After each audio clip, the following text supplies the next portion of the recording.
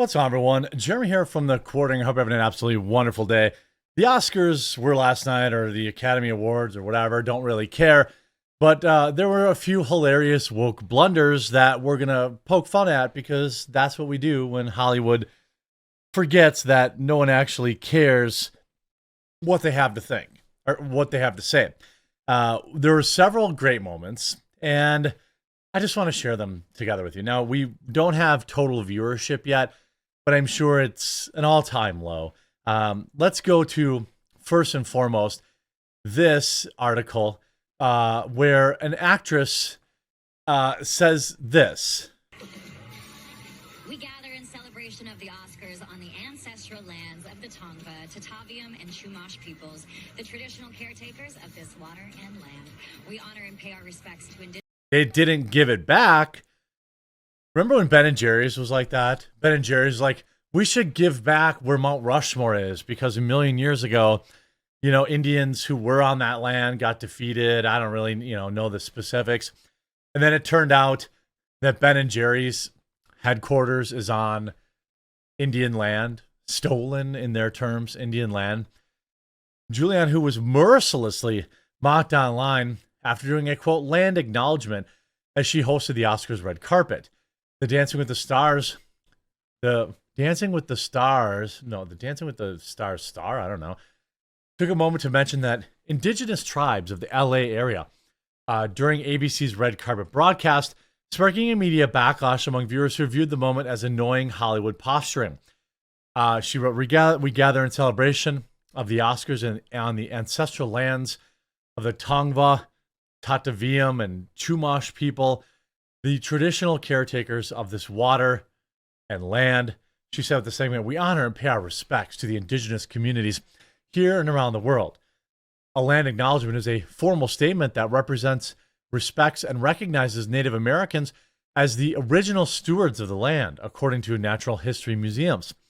She pays homage to the Tongva tribe, but the Tongva moved to Southern California thousands of years before it had ever been occupied by a more ancient tribe, said conservative filmmaker Matt Walsh. They killed and displaced the inhabitants and took over. If they get to claim the title of indigenous, then so do we. Another ex-user wrote, Julianne, who, I don't really know, and every other land acknowledgement virtue signaler can F all the way off. Here, she pays homage to the Tongva tribe, but they moved to Southern California thousands of years after it had already been occupied by an even more ancient tribe. Tribes are taking each other over nonstop. You see, Julianne doing the land acknowledgement on the red carpet, sure. Julianne doing the land acknowledgement when she has done blackface for blackface is such a joke. Dry heave moment, Oscars red carpet. She actually salutes an indigenous people that inhabited the land where they are, quote, currently celebrating Oscars. I mean, the whole thing, like, people are getting over this, and that's not even the only hilarious backfire. By the way, if you look, people actually used to watch the Oscars. There was a time in history where people watched this direct.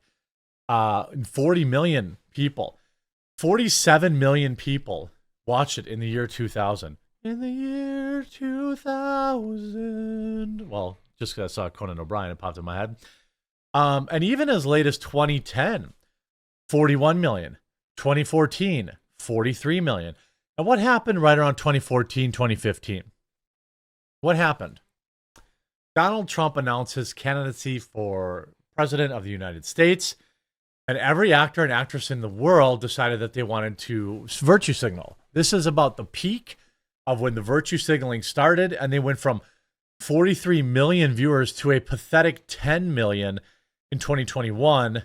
Now, that was, I don't know if it was because of the coup or what was going on, because like no movies came out. 2022, 16 million. Even 2024, still down more than 50% from 10 years before. Now, I don't know if we're going to have, Oscars viewership for this year coming out. Usually it's like later in the day when that actually comes out. I don't know if there's anything, let's see, 2025. Let's see. Oscars political moments, from anti-war speech to a free Palestine pin. Ooh, a pin. What a bold move. Adrian Brody calls for a healthier, happier world. Fine thing to say. Zoe Saldana credits immigrant heritage for her first Oscar win. That's probably true. I don't think she's a great actress, but we do know that they deliver awards based on the color of your skin. No Other Land wins Best Documentary ever. Wait, ever? No, Oscar, sorry. Guy Pearce wore a Free Palestine pin. I can't even see it. Mickey Madison champions hookers in her speech because she was in a movie about hookers, a movie that nobody saw, but apparently all the award show liked. This is, here you have from this morning. Are the Oscars headed for irrelevancy?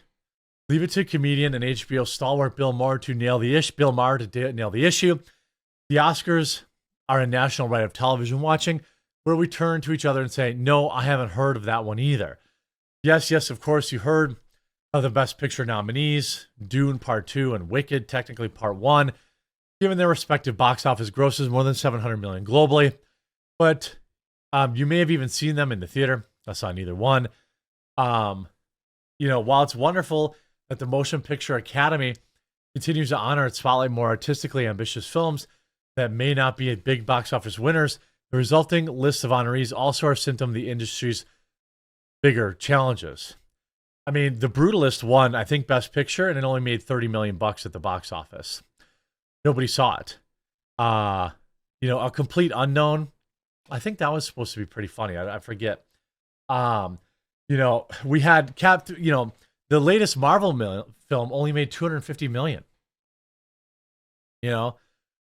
Fewer and fewer small films are making it to theaters, and those that do survive tend to be little seen, which means they're making less money because people are watching it on streams. Nobody cares about the Oscars because they're awarding things based on who the director or actor sleeps with, or dumb stuff like their skin color. Just ratings were steady the past 2 years at 9.9, with an estimated 19.5 million viewers tuning in last year for Nolan's triumph. That's still far below the long ago pre-social media days.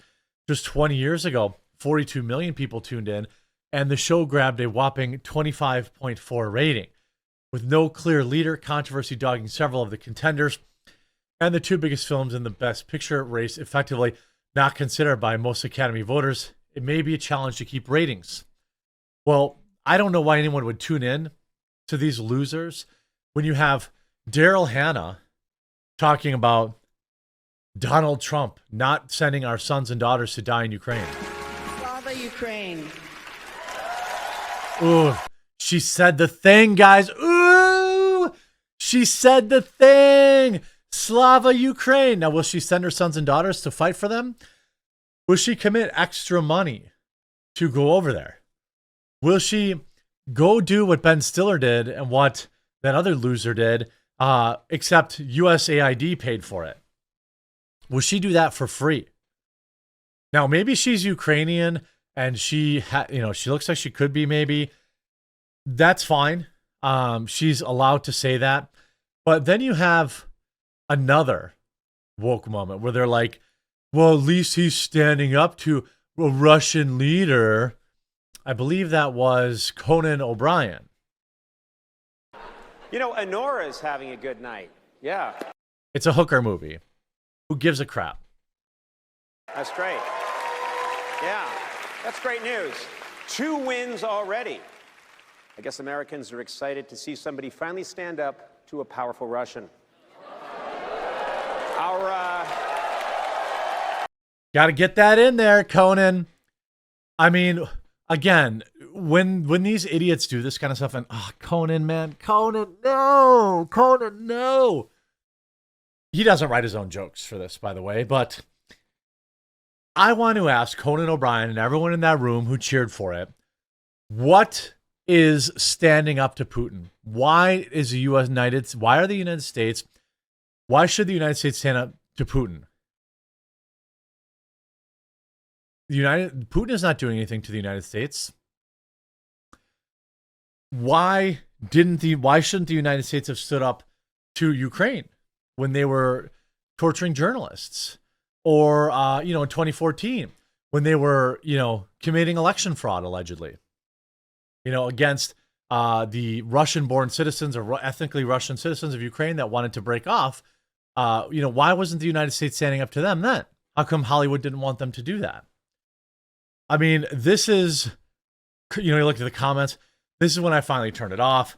Everybody says stand with Ukraine. That's nice. But guess what? Ukraine doesn't need people standing. They need soldiers. So if you love them so much, grab a rifle, hop on a plane, and go.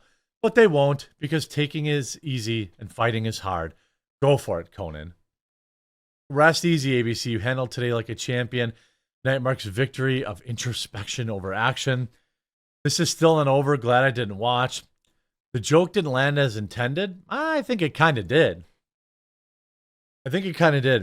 Triggered mega snowflakes. This is your Super Bowl. Get after it. I mean, I didn't watch it. I don't care about it. I'm going to make fun of it and make money off making fun of it.